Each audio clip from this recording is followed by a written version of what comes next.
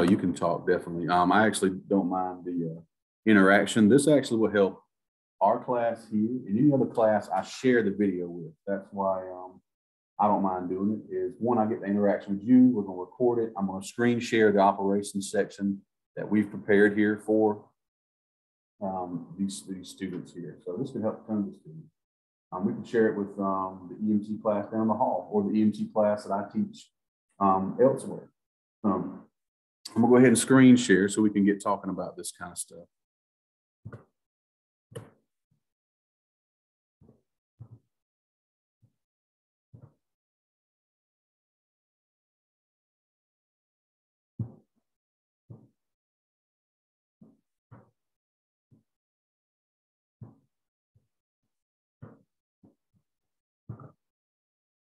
All right, so operations section of the National Registry in regards to either an EMT or paramedic level provider. We're talking about how scenes have to be run, including some legal aspects. This is a smaller, nuanced area of the National Registry, but it's not one to take lightly. You can have students going there that are amazing at cardiology, respiratory, and resuscitation, and going there and fail the registry because they fail this operations section. There is no small stone to be left unturned. This is the nuanced, more detailed type of section. So what it breaks down is to what? Doing things in an ordered process. VSI scene safe, great idea. We've taught you that and talked about that from day one. I put that there as a joke, but honestly, some of the operations section that I personally have seen, because like last year, I went and retook the paramedic registry because I wanted to look at it. And it was time to research on the National Registry. What I saw was like some of the operations questions were like an MCI. They were just asking you, what is the next thing you do?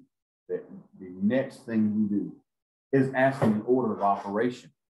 Isn't that an operations question? Asking an order of operation. So you must know, therefore, the operations of an MCI and what the next step was. I think the question broke down into something like, you got your own scene of an MCI, what's the first thing you would do? And the first thing I'll do is like, if you can walk, come to me. Get that walking wounded out of your way and triage over here. Because now we got to sort the dead from the dying. So the answer though, you got multiple choices. Exactly. And then if that's not, then you go call walking. That's why I put this here, because it's kind of funny, but it's also like, I'm still going. Scene safe, BSI, PPE, number of patients. If I find that none of those are answer choices, what is the next one? The next one was, you can walk, come to me. The rest of them didn't make sense because they were much farther down the assessment, triage, RPM mnemonic there. All right, so what is due regard? It's when we're asking for a right-of-way. We are not automatically granted it. Do we have the right to speed, as fast as we want and run people off the road? No, we don't. No, we don't. Y'all put shaking your head. Yes, we don't. It's not okay, right? So we don't have the right to do all that. The laws that typically exempt ambulances are from posted speed limits, posted direction of travel, parking regulations, requirements to wait at red lights. We do have a lot of those laws that we're a little exempt from, but that don't mean we can blow through red lights. That mean we can blow through stoplights. You're only putting yourself and others in extreme danger. Because I can tell you sometimes, people in their cars and that music cranked up, they ain't heard of it. God bless it at all. So posted speed limits. Most places I've ever worked would allow you to go 10 miles per hour over any posted speed limit. So if it's a 55, you might do 65. However, I'm a big believer in arrive alive. 55, arrive alive. I'm not trying to speed over there and get hurt. The fastest way to anywhere is a straight line. So taking the most direct route and having cars move out of your way will make it faster. Grady did a study in, I think, about 2015, and they found that going through town in the middle of the day with a cardiac arrest, if you got lights and sirens on, it only saved you about 20, 30 seconds. And it put everybody's life in danger. So I'm not sure if they still adhere to that study, but I do remember it directly from my orientation there years ago.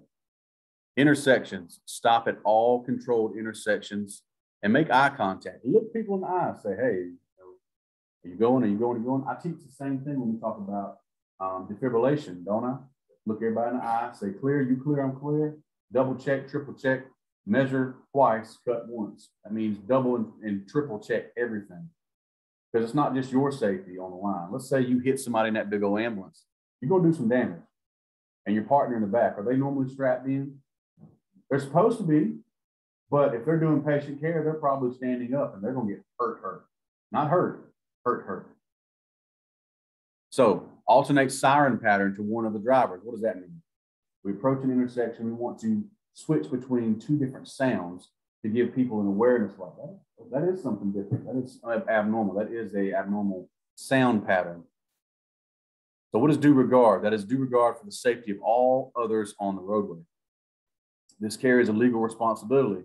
Do you think you could be held liable to damage, injury, or death if you are found guilty of not following due regard? Yeah, they'll wrap you up real quick. Same goes for your medical practice. If you're found to be negligent, it's not a bad thing to try and it just not work because the patient's too far gone. But if you do something stupid that's out of your scope of practice, like maybe perform a surgical crack on somebody that's not in your scope of practice in the state of Georgia, think that'll get you in some deep doo-doo? Possibly. Experience says so. So making sure we know these terms: legal, ethics, morals, knowing the U.S. legal system about legislation, administrative law, common law, criminal law, civil law. We have to know these terms as we take the registry test and as we go through our day-to-day operational life. I had a student call me this week, and he's one of my Fortis paramedic students, and he was telling me that he had just gotten a job working EMS somewhere. Already, he was facing an issue, and it was a legal issue. His air conditioning in the back of the truck was not working. It's 100 degrees outside, and he probably could have fried an egg back there. He said he had sweat going in all his back and everything, and he asked me, I remember you saying that this is illegal, man, but my patient was sweating, and after this call, I'm trying to get them to bring me back to headquarters, and the supervisor telling me, no, I need to run this next call. And then they asked me, am I refusing a call? And I said, well, John, you're right. It is illegal. And you should never let anybody, regardless of their shirt color, tell you to do something illegal, immoral, or unethical. So he went back, and I actually was going fishing that night with the operations director of the entire company. So me and him were going fishing. I just mentioned it to him. He's like, I'll take care of it. So it was taken care of. The issue was not a big problem because he was like, he echoed the sentiment. It is illegal to operate an ambulance like that. Some of the first things we do in a heat emergency is what we do is what? Move them to a cold environment. So if I need to, the first thing for treatment wise is to move them to a cold environment. I cannot provide that. I'm not doing what I'm supposed to do to provide an ambulance. The same thing goes for a cold emergency. Somebody's freezing to death. The first thing we teach you before we get any more invasive is what? In a warm environment. The back of that ambulance should be able to cook meat, or we should be able to hang meat for preservation. It should be cold enough. So I need to be able to control the temperature of my rig. And again, when you take the registry test, I know a lot of you are hose dragging, window licking firefighter type, but make sure your mindset is that I'm on an ambulance. Make sure that the way you do things on the fire truck does not get in the way of what you're doing on the truck today with this test. Wherever you go, whatever you decide to do with your career, that's your business. I know most of you are going to stay here and live it out, and that's cool. But when you're on the ambulance or when you're on this taking this test, remember the mindset is I am a paramedic. So that's why I kind of tell you guys to, it's not a 150 question test. It's a one question test you take 150 times. So really put that mindset into every question you got. Treat every question like it's the one that's going to make you a paramedic or not, because it very well could be. Scope of practice laws. You need to know what the range of duties and skills that a paramedic and an EMT can provide and do. Now, the kind of problem we get into in EMS education is that I have to prepare you to be a nationally registered paramedic while also preparing you to be a Georgia paramedic that has this scope of practice, but the national scope of practice is this big, and the Georgia scope of practice is much smaller and regressive, not progressive. What's the difference in those two, Tyler?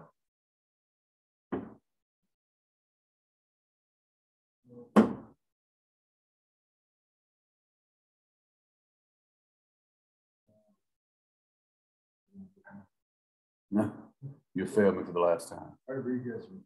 The regressor would be what? Retro, going backwards. Progressor would be Going forward, following evidence-based medical practices that have shown through objective data to have the better outcomes percentage-wise and survivability and decreased morbidity. I'm trying to improve things, but the state of Georgia doesn't seem to want to do that.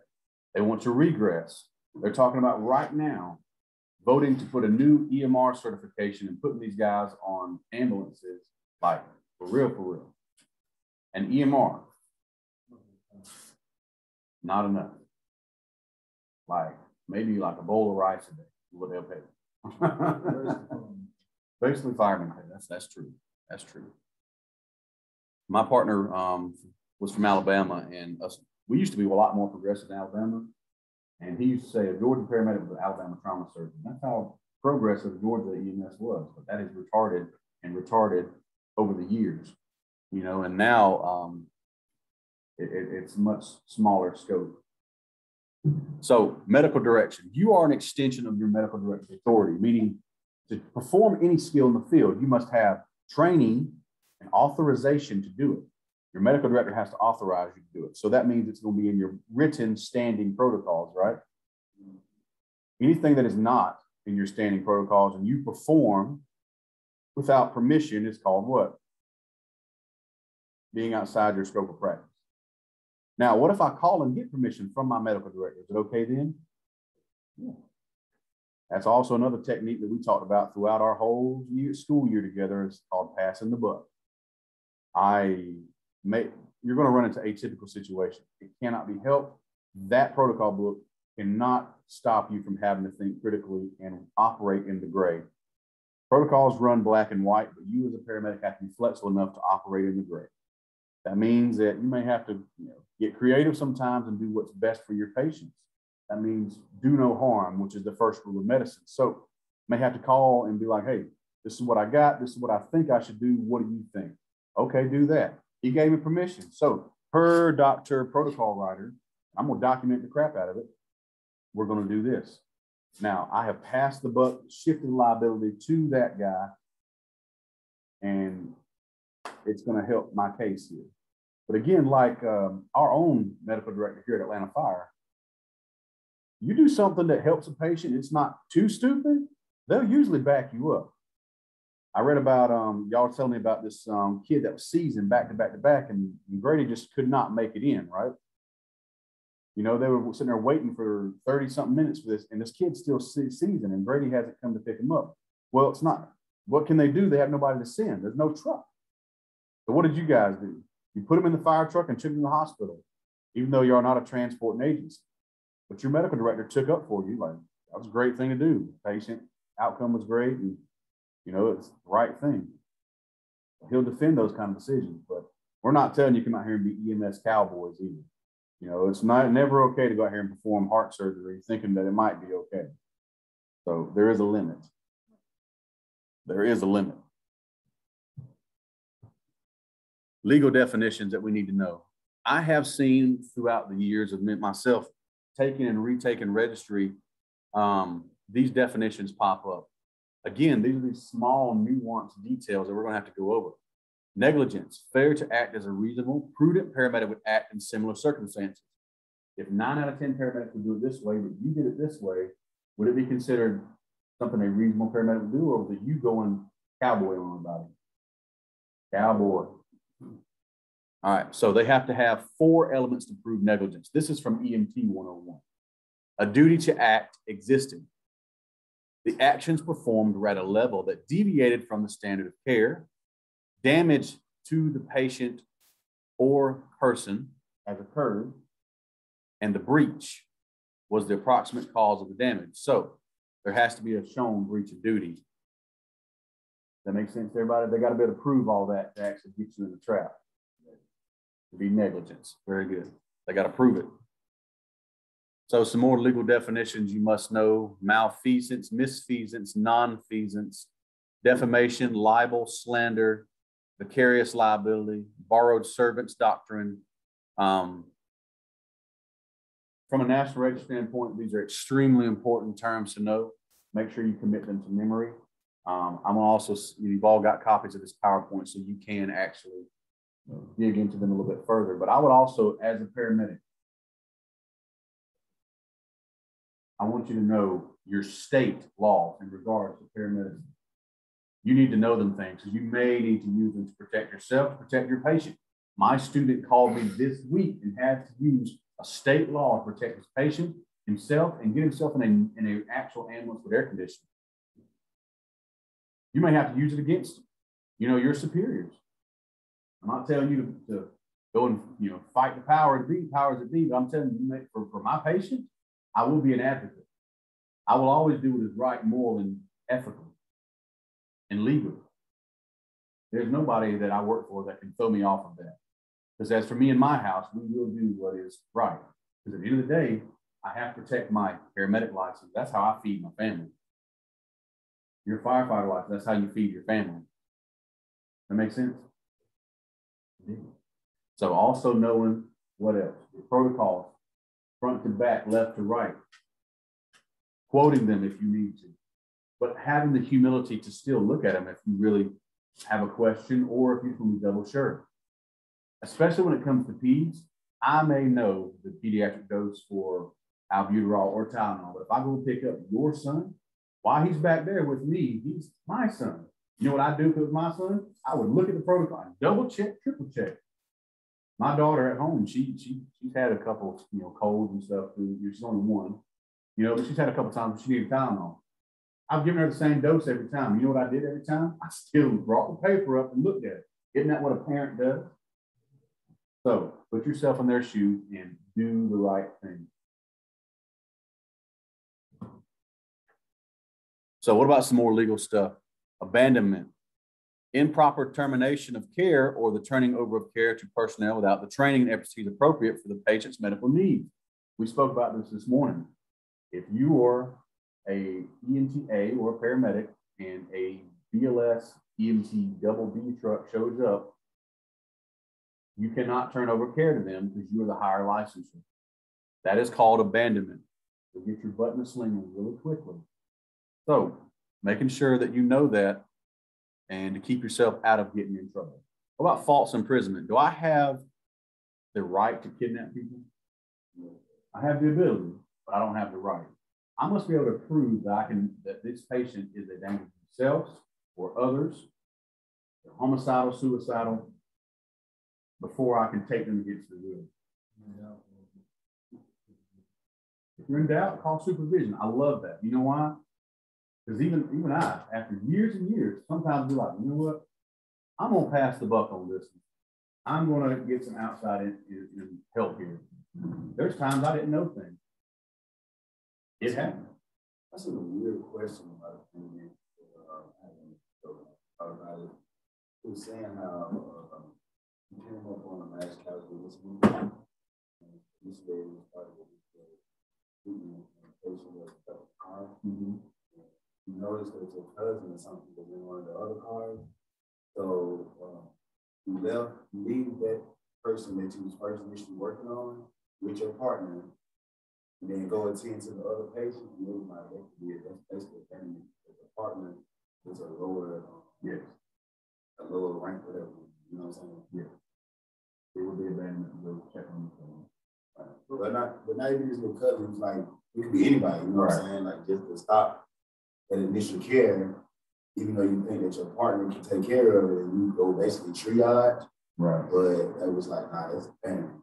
So, from the book standpoint, that is perfect abandonment laid out, right?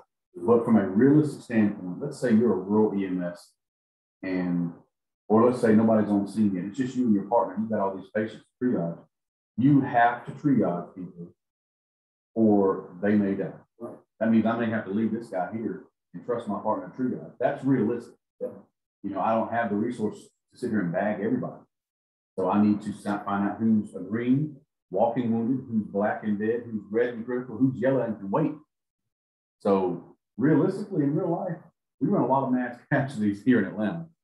Like 10-car pileups, there's 20 patients. I got to be able to move and groove, and I may not have the resources right now to actually make this thing happen until they get there. So I mean, as far as a book answer, yeah, that would be advantage. But as far as realistic, what you need to do, yeah. A paramedic, it has to learn how to delegate. You have to learn how to delegate. I got a question. Yes, sir. So, as you're talking about with handing off, so is there a gray area?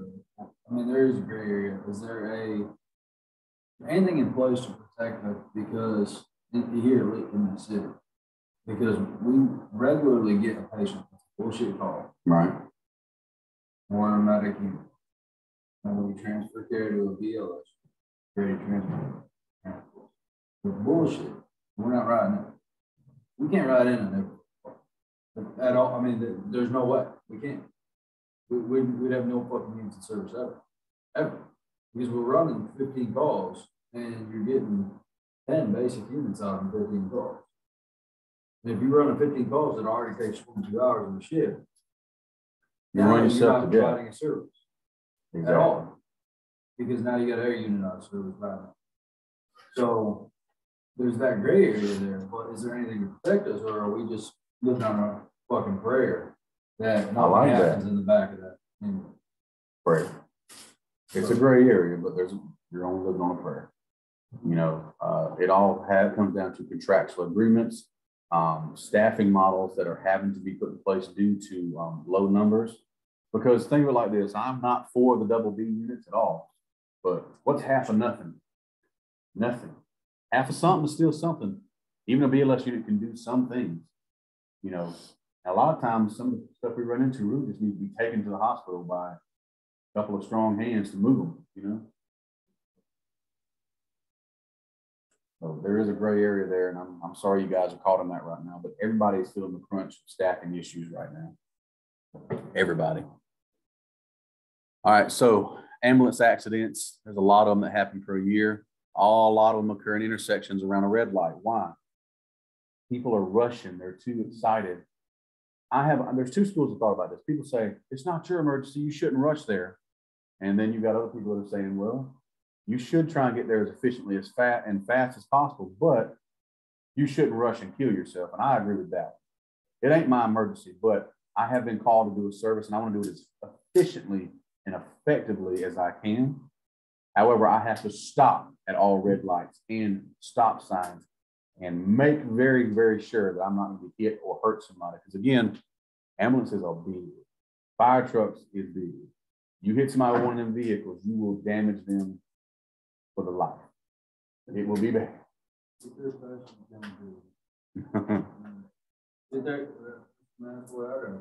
you drive fastest, not like fast as the unit goes, fast as you physically are capable of within laws, following due regard, stopping at stop signs, somebody walking across a crosswalk, if a school bus has a stop sign out, still use due regard.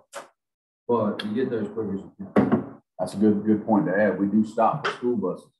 That sign's out, you stop. If it's during school hours, you're going through a school zone, slow down and or stop. I promise you don't want some squished kid on your conscience. Got enough on there, right? So let's not add to it. Got to stop for the mail truck too. I just read that too. They got the right over us. Yeah. Yeah, I just read that. Mail's important. Bring me all my bills. I know if you hit this, no matter what, you hit them no matter what. Oh. Really? I need them. Don't hit no mail truck. I need my taxes. So do not resuscitate DNR. Hopefully we're all familiar with this right now. If somebody comes up and they have he's got a DNR and it's written in crayon, it ain't viable. It could come down to be an insurance money thing. If he dies, I get all this money. Yay, right? So if there's a DNR, it needs to be legit, filled out, have all signatures. A physician signature must be in date, and it must be present at the time of resuscitation, which means what? Got to have it in my hand. I mean, if I'm at the nursing home and they bring it to me, it's like a golden ticket. I'm Charlie at the chocolate factory. Got it. Even if they have they have one of them bracelets. Bracelet called. I don't know. It's new to me. Yeah, well, medical. They have like one of them alert bracelets.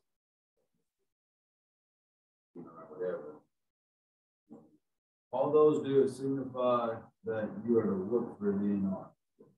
Those are not legally capable because they don't have a procedure. What if I tap you in your chest and put not resuscitated? That like don't work too? I gotta have a physical paper. And again, I want you to hear the local protocols too. Whatever your service says needs to go. However, in most places for registry, make sure you got a physical piece of paper right in there. In our what we're allowed to do is if we don't have a signature, if we don't have a piece of paper, under certain circumstances, we are allowed to call, when in doubt, our supervisors and request termination of the call. So, for example, one that was related to me, stage 4 cancer. Okay. Didn't have a DNR. Family doesn't want us to resuscitate. If the patient, if the person has a guardian or a what is it called? The caretaker, Power of attorney. They have a power of attorney that states that they do not want them to resuscitate. Or if they don't have power of attorney and the whole family does not want you to resuscitate, we are allowed to call our medical director or his assistant, Dr. Bowers, and find out what they want you to do. What they want us to do, and they can allow us to terminate. If in doubt, give a shout. Make a phone call to your medical director, and we're doing what? Passing the buck. We're getting it off of us. Always adhere to your local protocol, but if you're in doubt, make a phone call. Be humble enough to do that. If you're ever in real doubt, and there's like, we got it. We can perform BLS for a few minutes and while they look for it. Like just CPR. And when they bring it to you, stop. But if you're in doubt, work it. Work it. That'll be more protective of you than not working it, right? When in doubt, give a shout. So withholding resuscitation without a DNR. Some situations that could occur will be performing CPR will cause a risk of death to the rescuer. If it's going to get me killed, best believe I ain't doing it. You best believe that I've been in East Point and had a gun pulled on me before, but save my grandmama. I ain't kidding. It was East Point. I was running a South Fulton call for some reason. They were low level. You know, was I really in danger, or was he just really anxious about his grandma? So I kept it cool. Hey, we're gonna do everything we can for her. We're gonna get her up out of here. Now, grandma was dead, like super dead. I ain't getting her back. I ain't Lazarus here, you know. Can't do that. That ain't within my scope. However, it was safer for me to work this lady and get out of this situation. And that would calm his anxiety that we were doing something. So be smart about it. A couple times, even in the city of Atlanta, I'm like, you know what, this is kind of hairy around here. Let's go, boy. Get on out of here. I had planned to do the resuscitation cessation protocol, but then we get to the hospital. Hey, I worked it because I was about to get shot. I'm sorry here. I'm just being honest. You know, not everything's written in the book. Not everything is going to be laid out that easy. So if somebody in East Point pulls a gun on you, work their grandmama. That's my advice. It might be related to you. East Point fire in the back there. Y'all see him? Mm-hmm. So ambulance standards we got here.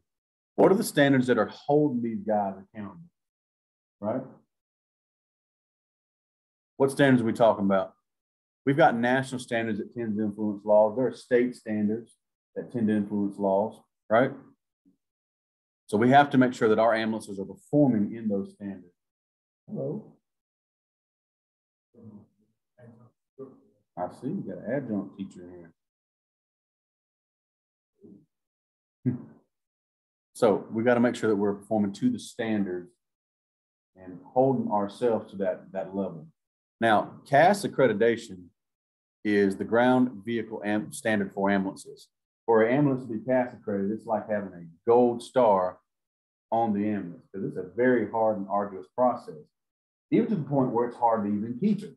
And they check up on you and make sure that you're doing everything what you're supposed to do, which means that they have to hold a high standard for all their equipment and their maintenance records and everything of that nature. So if you work for a CAS accredited ambulance service, that means they're a high performing service usually, right? So What's we got on next? All right, so you got a duty to act. A duty is assumed to provide emergency care when requested while working for an EMS system. Maybe contractual, formal agreement like me, you, and most of us signed a thing and swore in saying, hey, this amount of time, I'll work for this amount of money. That's a contract you entered in. I have to remind people that sometimes when they start complaining a lot about running calls. Didn't you say you worked from here to here? You knew what you were getting into, right? Last I checked, the city of Atlanta did not issue you a draft card. You chose to be here. Last I checked, this other service you work for did not issue you a draft card. You chose to be here. I know what you want to say. If I'm wrong, you're wrong. If you are on the you are on the clock, being paid, period. Right. You have a duty to that. Right? There it is. So, for example, yesterday, I was coming into work. I'm across the road. Technically, I was on the clock when I was on the money. Right. I had to stop legally to assist.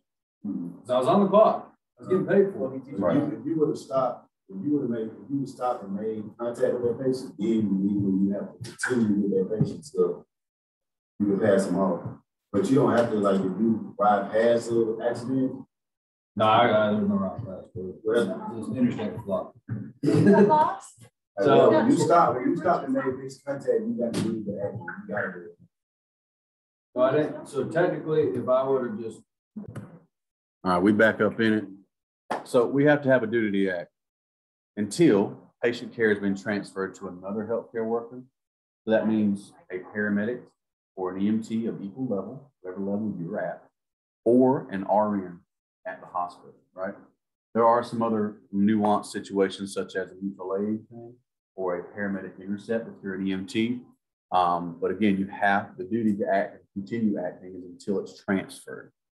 Or it's abundantly clear the patient no longer needs assistance. By what means? They have signed a refusal. They refused all care. Does that remove all liability from you if they sign a refusal? No. You're still liable. No matter how many refusals you get signed or what you put in there, you could still be tried for it. Now, if you've made all reasonable accommodations, gotten a witness signature and gotten supervision involved and let like a medical director talk to them, you've done everything you can do and you can usually get out of that. So if you have a EMR basic pull-up, you're a paramedic. Yes. You can't pass them tomorrow only if you haven't done anything that they can. So like you haven't done an IV portion, you have to write. And not. But if you just take vitals and everything, you can't pass. If it's within your local protocol, yes. But one of the things we was talking about here in the city was double basic truck pulls up and the patient's kind of really sick and there's an A on the fire truck or a paramedic on the fire truck, that's their patient. They can't abandon it. Now remember, if you do, you think nothing's going on and something happens, you're liable in that, at that point. We could say that.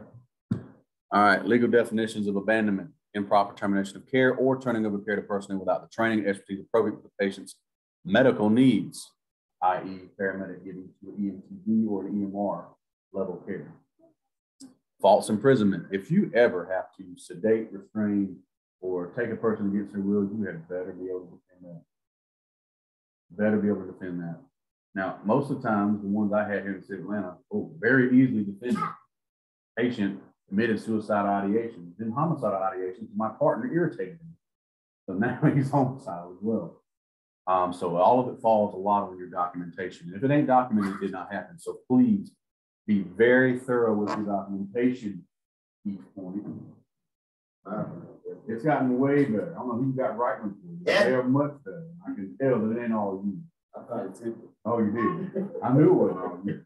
I've seen his writing. All right, assault versus battery. Assault is threatening to restrain a patient or creating apprehension or fear. It is threatening the patient, right?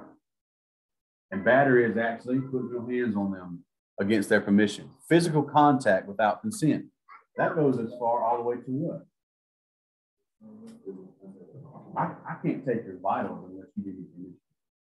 I can't move you out to a car unless you give me permission.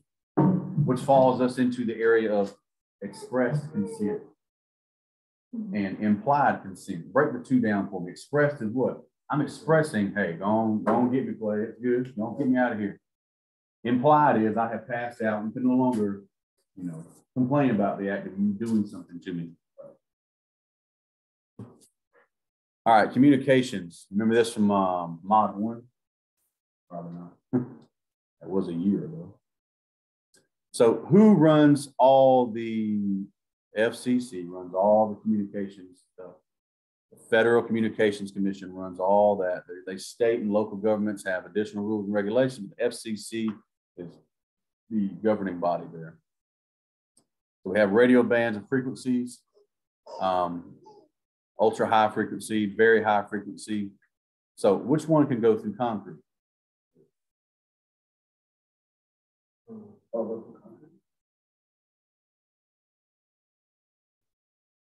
Ultra high. Ultra high.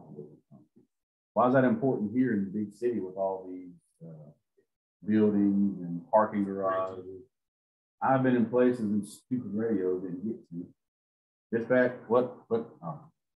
if I get caught out in some trouble, I'm actually really in trouble now. Even in this building we're in, man, I can barely get cell reception in here. I know you've experienced the same thing. Very much so. Can't even send a text.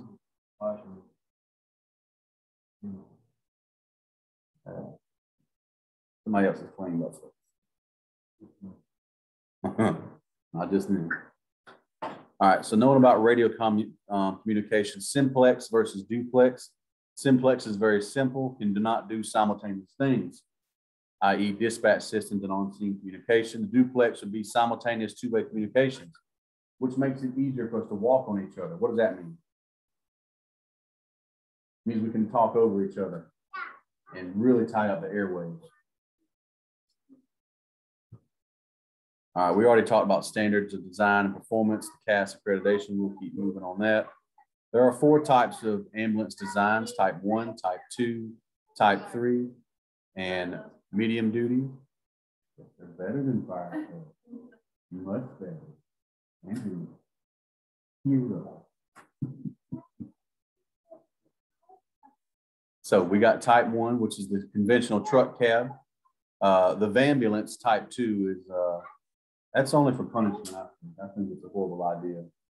And then we got type 3 specialty vans. Those are pretty common around. And then you got the big heavy duty designed to handle heavier patient loads. You can have 4 providers on there. This is more your critical care or your transport stroke units or something like that. So 3 and you can transport with type 3. A lot of places do that. It's just that the front cab was a van, and they removed the back part of the van and put a box there.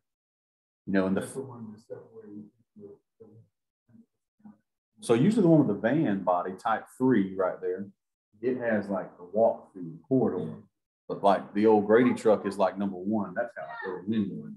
Yeah. I prefer a walk through in case my partner needs to come back there. But then again, patient gets crazy, they can reach up there and grab my partner through the walkthrough. There's a pro and con to all of it, right? I've operated a couple of critical care ambulances, and those big boys there's a lot of room, but they ride like a box of square tires. It is rough. I mean, it's like, it beats you to death. Like, it's rough. At least the ones I rode in with. All right, so landing zones. Approach landing zones very carefully. We need to be 100 by 100. Remember that term for making a landing zone. Not much of a problem here in the city of Atlanta, but you guys might venture out one day and go to the sticks. Yes, South Georgia, real North Georgia. A lot of times we have to fly a lot of stuff down there because we just don't have access to level 1 trauma centers and specialty care centers as easily as you guys do. So it's always going to be 100 by 100. Make that a thing. Mark landing zones with cones during the day and strobes at night. Made to turn off your light bars. White lights can blind the pilot. Now, a lot of them will have a night vision scope goggles on. Some of them may not, but they need to be able to see very clearly where you want them to land. needs to be free of obstructions like trees and electrical wire. Imagine how bad of a day all of us would have if they hit that power line. The explosion would kill you too. 100 by 100 won't protect all of them. So be very careful with that. Don't shine lights at the aircraft. They really don't like that. All right, so more launch information. They're asking you for they're requesting for you to identify yourself, your contact frequencies, your cell phone number if necessary, local weather conditions, presence of any hazardous material, number of patients. Most of them can only handle one patient. Most of them also have to be a certain weight. Everything about that helicopter is down to the letter. Like when I got my flight medic certification, there's no way I can be on a helicopter. You got to be under 220 pounds, and I'm nowhere near it. So I did some fixed wing stuff, and that was just not the same. I didn't get the cool jumpsuit. So landing zone again, 100 by 100, clearly visible. Mark it, mark it, mark it. So incident command stuff.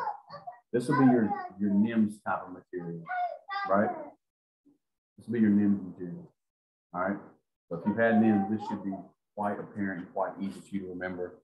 So the first thing you remember is CFOP. That is the Command, Finance, Logistics, Operations Planning section, right? It is the one that is going to be like the sections of the incident command system. Why is this important? Where did it come from? Well, after 9/11, we found out that we were all talking a different language when it came to running a scene. So we created a system that we can all adhere to if things got really bad. So incident commander must be clearly identified, familiar with ICS, and must be the most competent person to manage the scene. Transfer of command must be face-to-face. Now, span of control, what do you think that has to do with? How many people can be under one guy, right? There's a reason for that. After you get to a certain number of people, it's hard to control them in their actions. And if I'm going to be responsible for the outcome of this situation, I need to be able to control the people I have. And I can't have 50 people under me if they're not all going to do like I need them to do. That's why there's a span of control. All right, so incident command. Single command is one person in charge of an entire operation. Unified is when multiple agencies come in together. So let's say East Point, Atlanta Fire, and Grady all come to the same big incident. There would be a unified command where they would all have kind of a boss guy that would talk to the other boss guys to make sure we're all running smoothly, right? So there's also branches, groups, and divisions that do different types of things. Branches are organized by a primary role or geography. Groups are based on a function or task. So the EMS division, what do you think we're kind of charged with? Triage, treatment, transport. Triage, treatment, transport. Basically where we fall at. We're in the medical section. Medical section. So don't forget we got finance/administration. They track costs and reimbursement, payroll. This would be for a major type of incident. This would be for a really big one that would have to be funded like through FEMA funds and stuff. Most of the stuff we run around here doesn't really require all that. It doesn't get that big of an incident. Logistics provides supplies and equipment and restrooms and food. After deploying the hurricanes, it was not a good time for me. The beds, if you're over 6 foot tall, they are not comfortable. They're tiny little beds. The showers are people under 6 foot tall, so it's like spraying your chest. You got to kind of dip down and get yourself clean. So I didn't have a good time on deployment. So I blame logistics. Operations directs and coordinates scene operations. And planning provides information about the incident and an action of what we're going to be doing. So I included some triage information on here as far as primary, secondary triage, and then the start triage information. We've kind of talked about that a little bit today about the black tag, red tag, yellow tag, green tag. So what's the first thing you want to do in an incident command? When you first arrive on scene after scene safe, keeping the assignment and all that. Well, yeah, establish command, but let's get this walking room.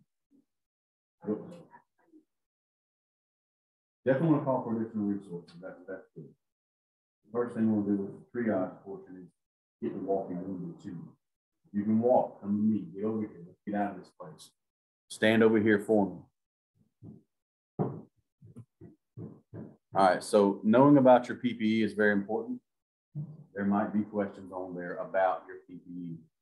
So level A, highest level protection, full encapsulating suit, SCBA. This is like the Monsters Inc. suit or the hazmat suit that's going on. Level B, highest level respiratory protection, lower level of skin protection, SCBA, chemical resistant clothing. Level C, used during transport of contaminated patients, face masks, chemical splash suits. Most ambulances will have that. I haven't never worked in an ambulance that actually had level B and A stuff on it. Unless you know something I don't, I've never worked on that with that. Level D, that's the most common, that's work uniform. So A is the highest, then B, then C, then D being the lowest level of protection. Hazmat stuff. So formerly called material safety data sheets, we have to know what these placards mean. What these placards mean. They could actually ask you what these bad boys mean. So classes 1 through 9, going from explosive to gases to flammable, combustible liquids, oxidizers, poisons, radioactive materials, corrosives, and then miscellaneous. You're expected to know 1 through 9. They might actually just show you a picture of it and you got to guess. Now, obviously, if it's red and has flames on it, probably one of those fire ones, right? Good thing about a multiple choice quiz is what? There can only be 4 possible answers. And from what my experience with registry is that 2 of them are usually going to be very left wing, like obviously not him, obviously not him. So you make them even narrow it down to a 50% chance. But it'd be a really good idea if you did what? Memorize these things. So we got 3 types of radiation here: alpha, beta, gamma. So alpha is that weak sauce. That's not very harmful. A thin sheet of paper can stop it. Beta is smaller radioactive penetrating particles. It could hurt you, but it's more mild. And then the hot sauce is gamma. Think of the Incredible Hulk. Think of the Incredible Hulk.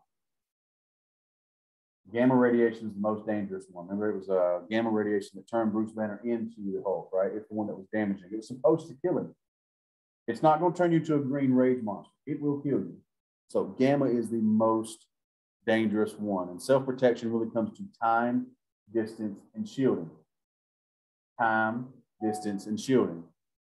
You know, it's like you go and get that x-ray done and like, it's safe, it won't give you cancer or nothing. And then they get behind this giant lead wall and put this like super suit on, like, it's not damaging, huh?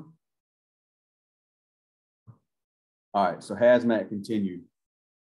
I remember specifically having hazardous materials classifications based on the 4 colors, blue being health hazards, red being flammable, yellow being instability hazard, and special hazards being white. You need to know about the hot zone, cold zone, and warm zone. So also CBurn for terrorism, chemical, biological, radiological, and nuclear and explosive. And we've already talked about the levels of PPE going on there. So this is us covering that basic for hazmat. Now, most of you have had a lot more hazmat training because of the fire department involvement here. So that's been a real boon to you. So this should be, you know, very easy section for you. But again, I want you to remember, don't take operations lightly. There are people that go in there and they smoke cardiology, they smoke respirations and everything else. They forget the details of operations because they work on a fire truck all the time and they fail this section. And that will fail you in registry. You have to pass this part. There's our CBurn we just covered. And this was just some extra stuff. And that was our operations section. Any questions, comments, concerns?